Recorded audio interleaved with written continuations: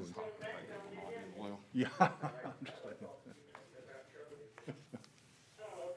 be surprised at anything I'm ever doing up there. As I'm sure you won't. 'Cause I don't know.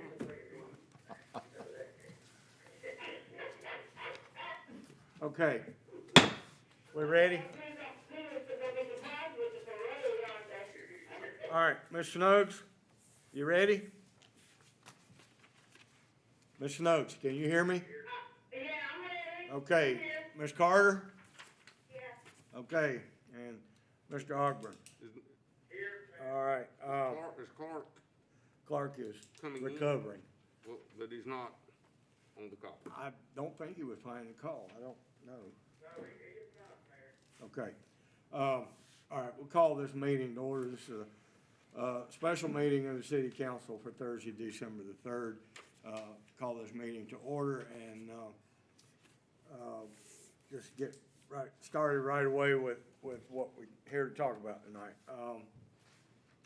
As you all know, Randolph County became a red county this week. And that's not a good thing. Our cases are going up, our deaths are increasing, our people in hospitals are, for treatment are increasing, and the hospitals are overwhelmed. Our local hospital has not been treating COVID, but they have been advised that if this goes the way they're expecting it to go in late December and early January, that it may come to not enough COVID beds. Cone is struggling to have enough beds in their 5 hospitals, and Baptist the same thing. So this has really become an economic issue, and we're here tonight to talk about what we need to do to help stem the tide and stop the spread. So right away, I'll call on City Manager. He has information for us and a slideshow. Thank you, Mayor. For the folks at home that may be watching on YouTube, I apologize for not being there in person, but I'm one of those people that had to take a test this week. It's a new experience. If you haven't been through it, you hear various stories about it. It is not as bad as people say, but it's not pleasant. So, John, if you would go to the first slide for me, please, John Evans, it says threat to public health. Let me know when you get there, please. Okay. It's up. Okay, well, Mayor, members of council, you'll see on there, as of Tuesday, there were 13.864 million cases in the United States and 273,912 people died. James, please, John.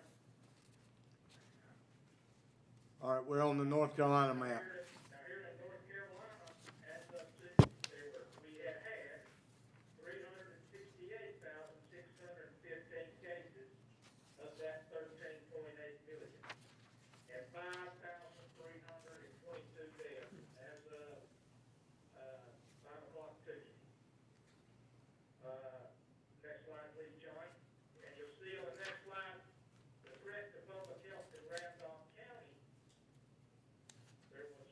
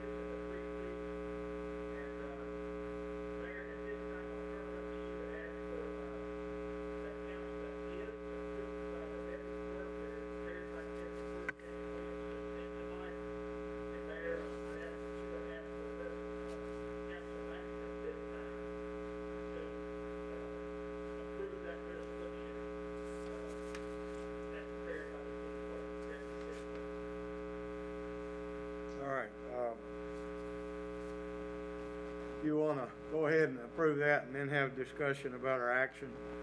Yeah, so I got a couple more things I All right. have to make. This is a good place to approve that now. This meeting yesterday, the time referred to, the mayors and managers, the chairman and the vice chairman of the commission. We spent a long time talking about course of action and the fallout if we continue to sit back and let people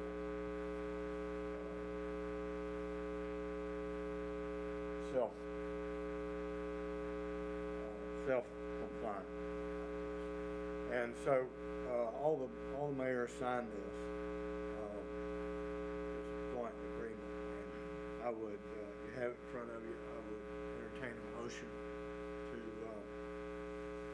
approve this resolution in support of that statement, and the commissioners will be, addressing. Council members Carter and Stubbs and they received their package at their house today, so they have all this information. Okay, great. They will be addressing this, considering this, statement, Monday at the commission meeting, or regular commissioner meeting. So, has everybody had a chance to read it?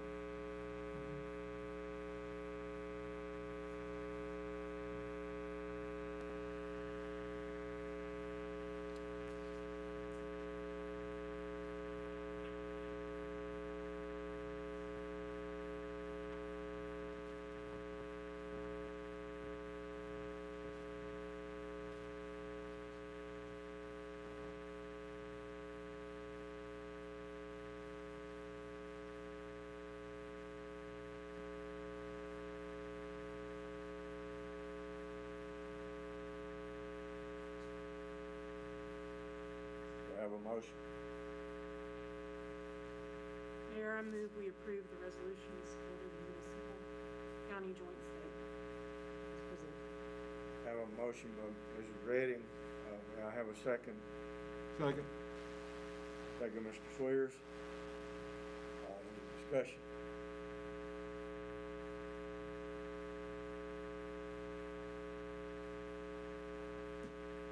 Okay, all in favor say aye. Aye. All opposed? Ms. Snuggs, Yes, is that an affirmative vote? I can't hear you, man. Is that a vote in the affirmative to approve? I approve. Okay, Ms. Carter? Yes. Thank you. Motion is approved. And it, All right, thank you, Mayor. Now, remind the council that the resolution, additional statement, policy statement of the council, so that'll be put on the minutes for everybody to review. And for our viewers on, Facebook, we'll list for it in the recording.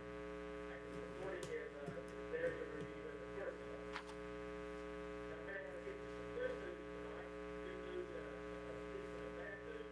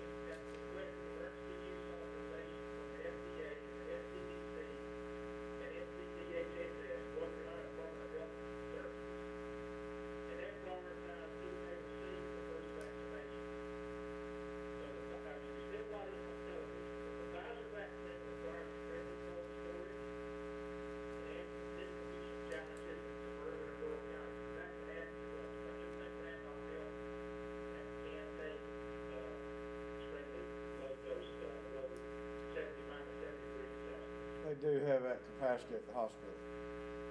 Right, now this is new, those vaccines require 2 doses, or you're in trouble, if people come back and get the second one, they'll get hurt, sure. They have, they know the reaction, of course, to feel, lethargic, or, and headache, and that type of thing. Second dose of Pfizer vaccine, you get it after 21 days, the second dose of Moderna, that's the one called the transplant, which gets 28 days later. So it depends on what, the first one you get, you gotta get the same manufacturer's vaccine the second time. They're not interchangeable once you start down the path. AstraZeneca is on fast track for approval. They have not reached out to the FDA yet, but I think they're doing it this Friday, or next Friday, so next week, 10 days. And that one is a one-dose vaccine, I think.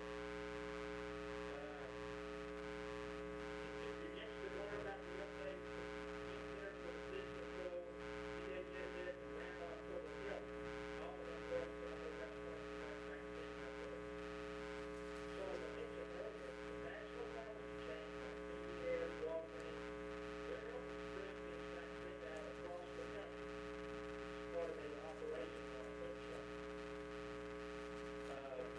So this will be, they'll be tasked with second vaccination and the Southern County and the nursing homes. And that's what I do. I know there are like large healthcare systems, healthcare workers, civilian employees, and patients with the vaccine. Our Councilmember Carter used to run the general manager of a nursing home. She knows all about that. Half the deaths in Randolph County, half the deaths of people in Randolph County have come from in a nursing home environment. So they're seniors with a lot of comorbidity and age, and the vaccine, the illness turns into pneumonia, which they can't shake and they pass away. Our first responders and mission critical employees will also be included in the early groups. Now, Randolph Public Health will probably be mid-January before they get some. So it's important for the citizens out there, if they're interested, to get with their doctor or to watch the local national pharmacies. So Mayor, that's all I have, and I thank the council for letting me call in tonight. I missed one council meeting with my wife, that's when I thought her clearance was low, I guess I was gonna get it that one.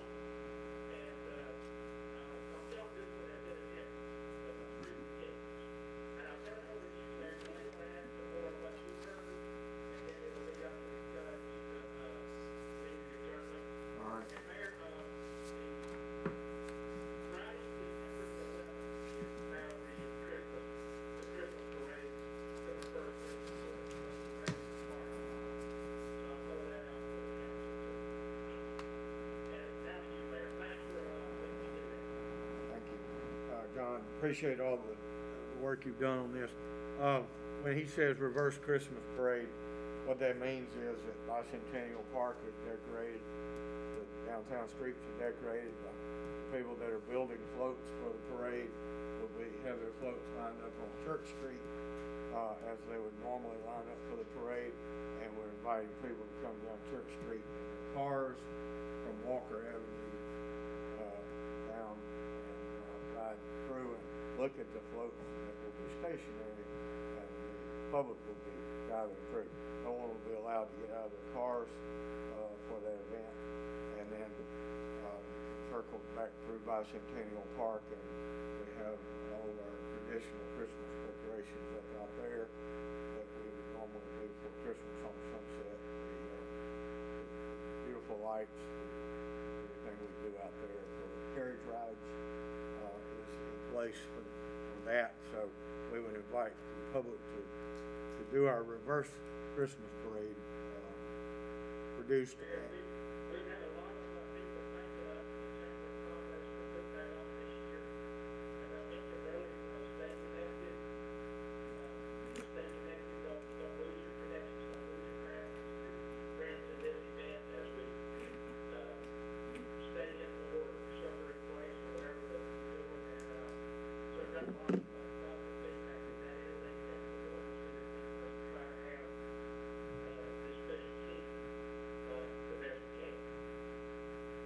Thank you, John. On top of that, I would encourage people to get in your car with your family group and ride around and look at Christmas decorations. It's a way to get out of the house and maybe get the Christmas spirit. Tune in to 99.5. They're playing 24/7 Christmas music. So might help you get a little past some of this emotional distress that we're experiencing now with COVID. Talking about the vaccinations, being a two-part sequential vaccination is difficult, but most of us don't realize how difficult. The backside of that is going to be huge, because the people giving the vaccination, there will have to be a system in place to track who got the first one and remind them to get the second one and follow up with them to make sure they get the second one. The information required to do that, the personnel required to do that and make these follow-up calls and all is going to be huge. So getting the vaccinations out here and getting them distributed to the public is going to be a monumental task, and certainly something that we need to be aware of and encourage people to get their vaccination when they have the opportunity. There's a lot of concern and resistance out there at this point. I hear a lot of people say, I'm not getting the vaccination. Talking about Christmas parade, I had a guy threaten to whip my ass because we were talking about the possibility of having to cancel Christmas parade. I mean, got ugly about it. So, back to our enforcement. This is the discussion I want the council to have. I want you guys to have all the information you need. I want you to feel comfortable as to why and what. We have, quite frankly, been getting criticism for doing nothing, for standing back and not enforcing the governor's orders.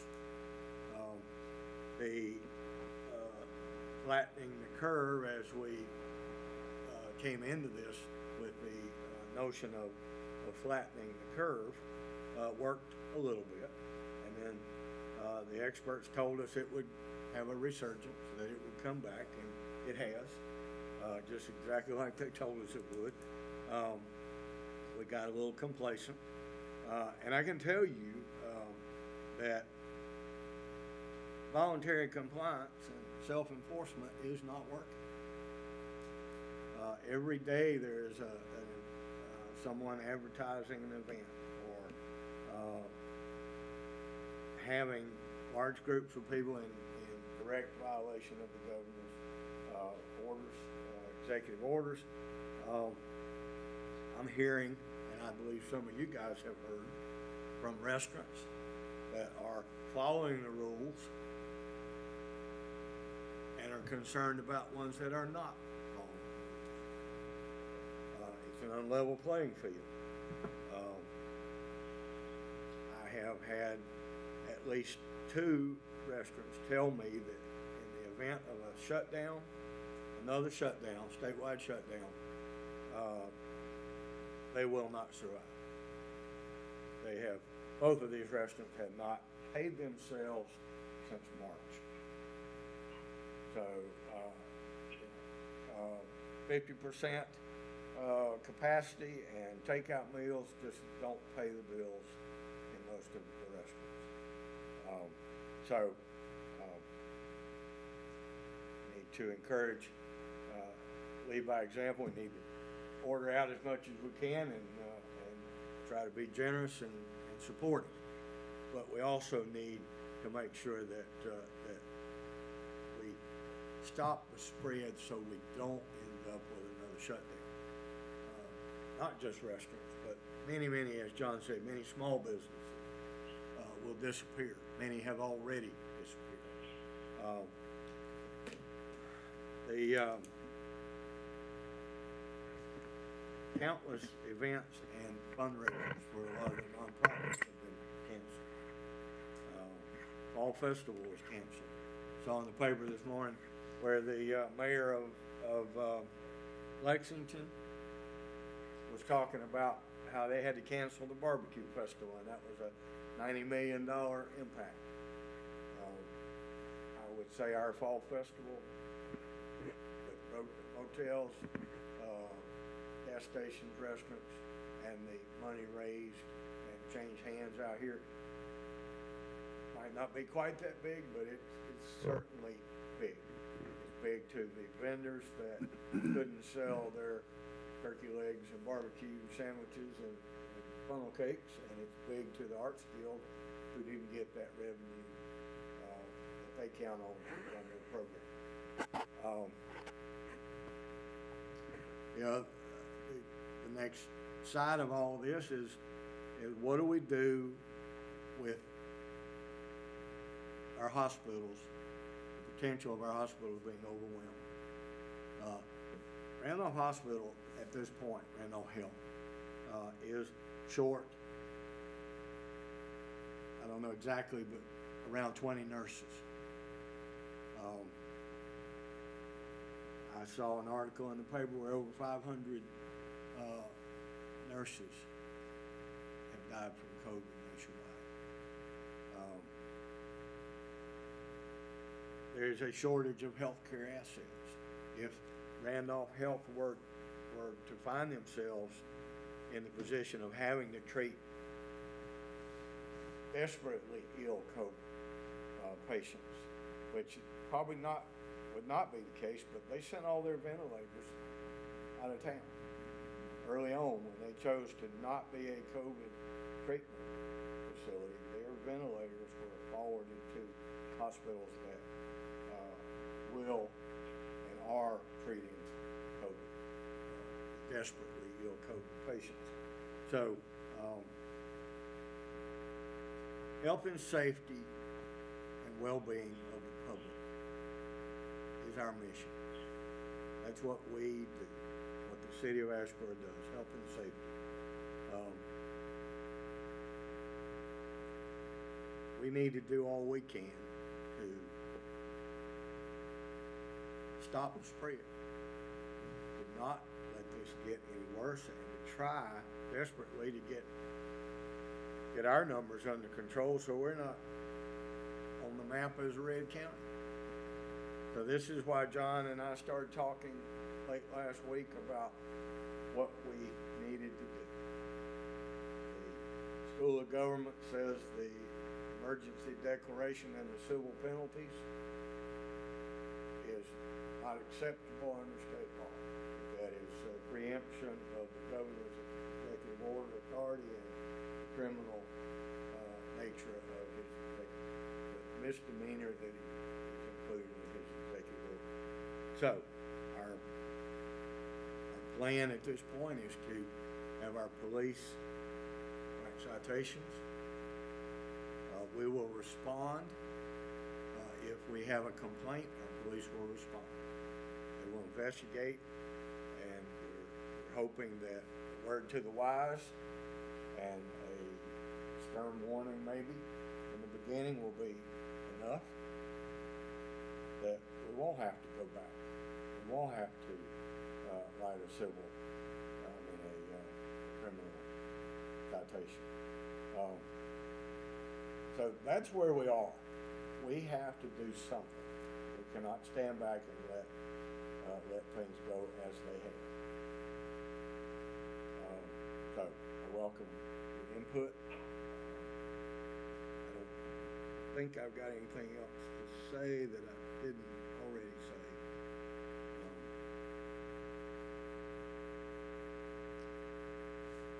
So, how do you feel, Pete? Mr. Mayor, I'd like to share with you just a moment. The 3 W's are very important, and the outcome and the necessity of them, it's invisible and it's not easy to see the virus. It's possible. The time lag don't have severe symptoms. I had a minor head cold. I didn't go to work. I had suspicion. Stayed home, and then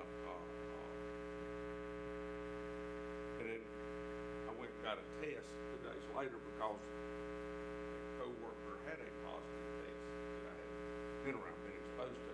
Didn't know I'd been exposed to it for a few days. Then I get a test, and I got a positive test on a rapid test. My wife and her office lady, they took the same rapid test, both were negative. And they took the long test. A week later, they get their results, one positive, one negative. So my point of all of this is the importance of the 3 W's is the number of people with little to no symptoms, the tough symptoms, the hard symptoms. Your heart goes out to those people, but they see it and they know it, and immediate action is taken at some point. It's easy to quarantine when you've got 100 fever and chills. These minor symptoms, there's people innocently going around engaging with folks with no earthly idea. And the testing is very useful for statistics. It may be useful to tell you when you're done, if any. My employer requires follow-up. I know I'm negative, right? But the health department doesn't require that. And I think they've lowered the days from 9 to 7. Anybody? That's correct. 7 to 10 days is a quarantine period now. And you may be over the symptoms, but it's highly likely you're negative, unlikely that you're negative, based on what I've seen also, but I'm not claiming it. There's been a lot of asymptomatic periods. They have.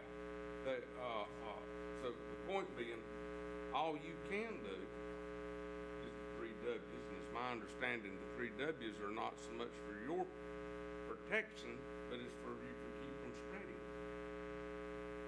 It's more of an outgoing than an incoming. So I just applaud our efforts. Stay on the positive campaign. Certainly people ought to be good, decent enough citizens and humans and not want to spread it. Nobody wants to get it. But it ought to be in our heart not to want to spread it. And you don't know the point. That is my long-winded point. You don't have any idea that you could be out spreading it and doing everything correct out of the guidelines, so to speak, as far as quarantine, testing. The only thing we've got is this till we get a vaccine. That's all we've got.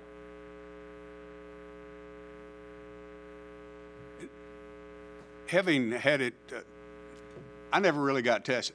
No, not really. I never got tested, but everybody in my household tested positive. When I went to my doctor said, and at that point I'd already been quarantining for about 2.5 days. And I developed a cough. It was a very dry cough in my chest. And she said, that's a COVID cough. I said, is everything COVID now? She goes, pretty much everything that comes in here is COVID now. But she goes, I can send you to get a rapid test. She goes, and I think you may have experienced this, that there's about a 50% chance that will come back inaccurate is what the doctor told me. She goes, I can send you to get a more thorough test. It'll be at least 48 hours before you get your results back. At that point, you will have quarantined yourself for over 4 days. And I said, okay, well, I won't go. I'll just go home. She told me to just take zinc and vitamin C like it was a really bad cold. And at 10 days, I didn't feel well. But at 14, I felt pretty good. I was back to normal after 14 days of quarantining. We think this came from a caregiver for my mother-in-law in Siler City. My wife and mother-in-law both tested positive. And you were talking about people not having symptoms. They're both type O blood. So my wife, being the science teacher that she is, doing all her research, she's found that the majority of people with type O blood are the asymptomatic people. So if you have type O blood, I don't know, I'm A. She said type A usually is more susceptible to more severe symptoms of this virus. So you're right. I mean, I've washed and worn and waited and everything. I've been as cautious as I can be. I've practiced these 3 C's. I love my church, but my church doesn't practice these 3 C's, so I don't go to my church. I watch them on YouTube, and I'm happy to see the service, you know, and I go by and I drop my tithe check in there in the little outside box. But And as far as restaurants go, I might be eating in the right restaurants because I'm not seeing many violations at all. I'm not concerned. I do a lot of drive-through, but when I go in, rarely ever do I see employees without masks, without gloves in a lot of cases. I even ate yesterday in a restaurant up in North Asheboro that I had avoided. Just in my mind, I was thinking, okay, that's probably not a good restaurant. They were as in compliance with anything as anybody I'd ever seen. I mean, there were very few people in there, and they had everything marked off. You couldn't sit. Golly, I couldn't sit as close as I am to Charlie right now. From anybody, every employee was masked and gloved. I think a lot of our citizens are doing the right thing. I think you're right, Walker. I think there's a lot of people that are asymptomatic. You think everything's good, but you sometimes get too close to them. I don't know that it's our restaurants that are a problem. I think it's probably more family gatherings that are as equally to blame for any of this. Well, as we all know, CDC told everybody to stay home for Thanksgiving and not travel. Yeah. And that weekend was more air travel than had been since COVID started. Many people are not listening. I've had many discussions with people that for one reason or another said, I'm not going to wear a mask. You're not going to keep me from doing what I want to do. Whatever. It will disappear on November 4th. Whatever. And quite frankly, I'm kind of tired of arguing with people about it. I try not to argue, but it has, and I will agree with you, Eddie. I think maybe it has, just in the last 2 or 3 weeks, become serious enough for some of the deniers and the naysayers to say, well, maybe I should. And I believe that early on we were all thinking about ourselves and not thinking about others. The compassion and humanity, love and patience that we need to show to others was not particularly evident early on. And so we got to get serious about this. And I'm hoping we don't have to write any citations, but we have that mechanism, and we have to be willing to do it. Well, let me ask you this: as far as writing citations, if I could, and you and I have the same pet peeve about people parking backwards on Sunset Avenue. If we can't write a traffic ticket on Sunset Avenue, how are we going to write a citation against somebody for having 11 people in a place, or whatever the case may be? Somebody got a mask down below their nose. Well, is that going to happen? I understand.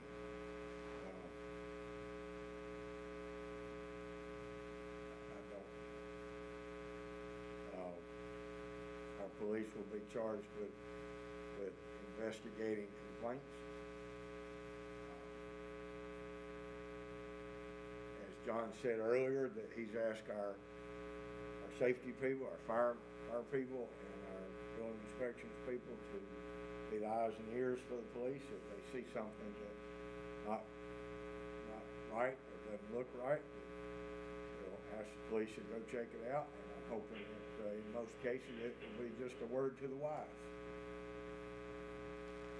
Ms. Snuggs, I'm sorry, I've got my mask on. Can y'all hear me? Yes, Okay. yes, I can All right. hear, but I still hear that well. Okay, I'll take my mask off for the purposes of my comments. Charlie, do you have anything? Just, I get on the citation, because again, I hear that from a lot of people too. We just need to try to do enforcement. Is that going to be a complaint-driven event, Mayor, where someone calls 911 and says, I've seen there's a party going on or whatever, and then the police will go investigate? It will be both. Okay. If we see it, if if we're aware of it, we'll investigate. If we get a complaint, we'll probably investigate. It is what our police do when they get a complaint. We have had one show up on our city Facebook page this week. Such and such a restaurant not following the rules.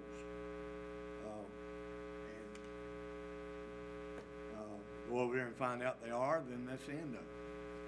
go over there and find out that they're, Mayor, I would mention too, that the executive, I think it's executive emergency order number 130, the governor's latest order, there was some work changes back in the summer. All those have been adjudicated now, and, the newest executive order does extend, for example, medical, claim you have a medical reason not to wear a mask, or exempts, church, religious service, and all the First Amendment issues are guaranteed. Still, in a period of emergency, I may remember during World War II, we interned the Japanese people, Japanese American citizens, and, under the famous democracy, I think is the case. And it turned out that wasn't a good thing, so, just to notice a declaration of emergency does not suspend people's guaranteed, rights. However, it does imply that people adhere to, what the governor ordered. And if necessary, the city can write a violation as we've outlined here, or there's additional criminal penalties set out by the Board of Public Health Director. And that's how I think they got Ace Speedway, stopped having the races back in the summertime in Alabama County. And I think there was a large church service that was having a super spreader, and a public health director was able to shut that down too. So, this board of law enforcement mechanism now in the executive order, the city attorney may want to add more to that. Kind of hard for me to react to everybody's questions, but, that's the way we interpret it, and that's our game plan. I would suggest that what we have is partially along the lines of, and we'll all remember seatbelt laws when they came in, you know, and folks, there was probably a 1% tile of, you know, this wreck may not have been as bad if it didn't have one on, if it's that big. Or motorcycle helmets, that's controversial from state to state for our own protection, for our own good. But I still go back to the strongest tool I feel like for the mask is, this is about preventing the spread. It's not your personal safety. It's not a helmet. It's preventing the spread. That message perhaps had been the focus coming out instead of all sorts of craziness in politics. Peer pressure would take care of this for you. You know, if you were viewed as without a mask or a spreader, I mean, that'd be more of a scarlet letter, so to speak. I just think from my own personal experience, that's been my takeaway. I'm a lot more diligent about the mask now. Councilmember Thomas correct there, and also Councilmember Swift was fine. So if there was an outside party, party in and of itself, but it's obviously an outside gathering requirement, that the order is fine. More than that, the police would probably go there and first of all explain the mask rules. There's too many people there now to disperse, to move on, go home, or whatever. Just like they would if there was a party and had a band playing. With the noise ordinance, same issue. Tell the band, you know, to stop. If they come back the second time, they're going to probably issue, tickets. They probably would the first time, they're going to be polite, say, well, that's not what I'm going to come back again. City attorney stood up there and said, well, the police officer would say, if we had to go back the third time, same night, there was usually, somebody usually was somebody going to jail. more big. I'll just leave it at that's correct. Transportation will be provided. That's also correct. So that's the general escalation of work of the criminal code anyway for other,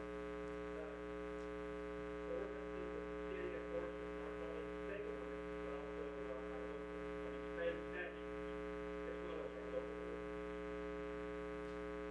Well, we have a responsibility, we have to do something. And the not doing anything is just not acceptable in the outcome, where our hospitals are overwhelmed, our they, it gets What worse. bothers me, may I say something? Yes, ma'am, go right ahead. What bothers me is when I go in a store and there's a big sign there saying, no mask, no service. And you go in there and there's 15 or 20 people in there with no mask on. And that bothers me. It really does bother me. Bothers me too, Katie. Lately, I just walk out the store and won't get anything, but I will say something to one of the clerks or somebody in there, and I'll tell them, I said, well, I came to buy something, but you got too many people in here with no mask on, so I just leave. And that bothers me. I don't think that's fair to do that, to put that sign out there, and then you have people in there walking around with no mask on, and you don't say anything. What thing? Janet, pardon?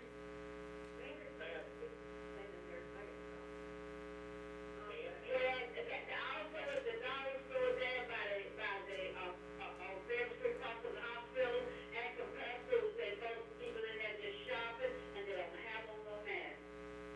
And that's, Mayor, on that, the governor's executive order spells out the process for that. Store management can, at the first to leave, if they fail to leave, they can be charged with trespassing. So that was one of the holes.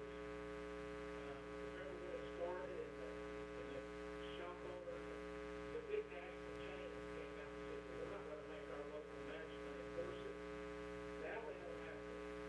All they have to do is have the first to leave if they don't have a mask on, if the first doesn't leave, if it's not to leave, they can charge with trespassing. Under the governor's executive order has now written, so that's one of the things they, with trial and error and experience over the summer, we learned how to enforce it. Remember too, that generally the states of emergency are snowstorms, or a hurricane, or wildfires, we had a couple of years ago, and those tend to be over a shorter period of time. This has been going on since plus or minus Valentine's Day, so here we are 10 months later, and probably, hopefully, we've got almost 6 or 8 more months to go, so unless some of us were around in 1918, the last time, there's just no, we're kind of running on the fly all this stuff. My mama said, The management, just like with all of the, they deal with the first thing is what we're talking, that the employees don't have to. okay, No other manager, the police will do.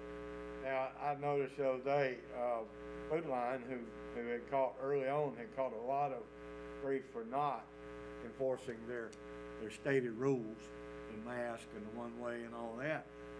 They've got a table sitting in the doorway now with mask and a full-time attendant saying, here, you need to put on a mask. And I stood there and watched the other day and actually saw people take the mask, put it on, walk about 20 steps, take it off. And, we still have a lot of resistance. People think it's a personal, violation of their personal freedom, and it's unfortunate that they can't see past the mask. This is a compassion thing. The watch phrase is, we're all in this together. Well, people, we are. I'm gonna step outside. Go ahead. I think what Mayor Pro Tem Lawson is getting to is basically the golden rule. Yeah. One of the other issues that has to do with nobody wants to get it from anybody, so wear the mask. don't give it. I'm gonna step outside the norm. We have two citizens in the room with us tonight that took the time to be here, and I'm gonna ask each of them if they would like to address the council. Take an opportunity to share your thoughts with the council. Either one of you. Mayor, when they come up, please, if you ask them to, make sure the clerk has their name Yep. and the correct spelling for the record. We don't have a book out, Mayor, for them, That's fine. We'll get that if they speak. Either one of you like to speak? Okay.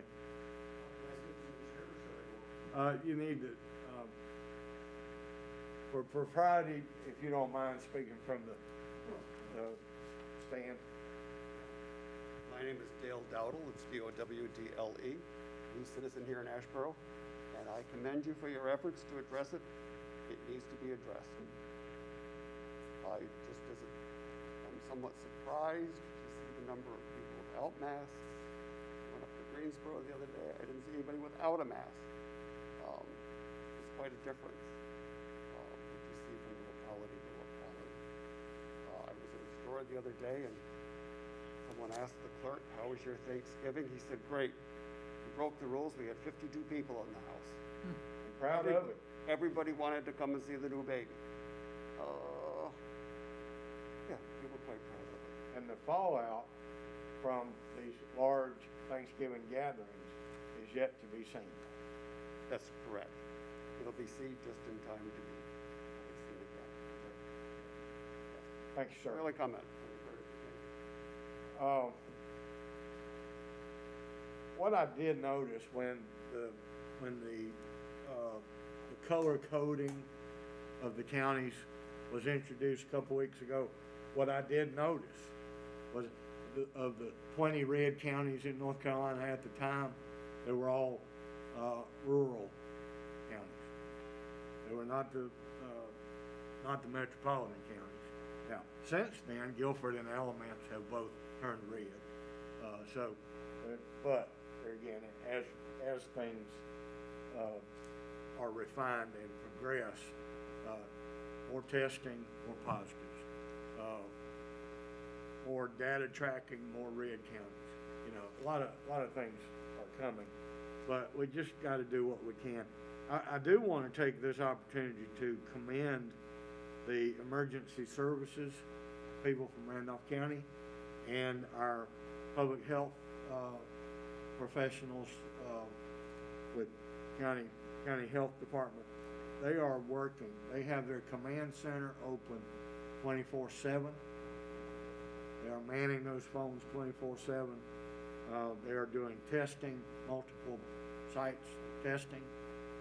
They are working hard, and we need to stand up and get behind them and help them do their job. It's been very frustrating for them.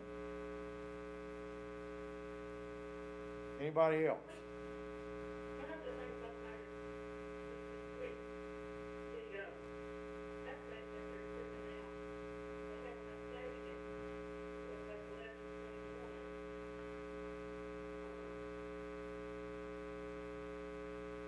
Because when they just updated it, Yeah, I think it'll be updated tomorrow. it's not called the 10%. Well, people do that. You know, I think everybody is putting out because there was something on there drawing attention. But that's where they're gonna get it on television. So it's 10%, bam, you're in the red. And the mayor and I asked them in a meeting if we couldn't start sometime soon going back to at least daily or every other day. Yeah. Keep more of a running town. Well, I think that's something that we can do as council members to share. Not the one. Share, right? But, Good idea. yesterday or the day before, the city started putting out something on Facebook about, Boston County, Philadelphia. That's what those people do is share it. It's council members and the bad people. But the more they see it, we can let them make their comment. That's okay, we don't want to make a comment, all we have to do is share it. That's correct. We want to make, say anything. Thank you, Ms. Carter. Ms. Snuggs and Ms. Carter, thank you for joining us tonight by phone. I hope everyone continues to stay safe, and those of you that have had it, I'm glad it was no worse. I will say, I know people, I have friends that have passed away from COVID. One of the favorite responses from the deniers is, well, they had underlying health problems. I would bet in most of those cases, underlying health problem was not going to kill them next week. It's something we all live with. Most of us have underlying health problems. they're just complicated when you get a respiratory, disease or virus like COVID. And, we know people that have passed away. I personally have talked to friends that have been in the hospital on ventilators and said it's the worst thing they've ever experienced. And I have a lot of friends that said, just a head cold, just a cough, minor inconvenience. It hits everybody different. And quite frankly, I do not want to lose somebody in my family to COVID because I'm stupid. And I'm sorry.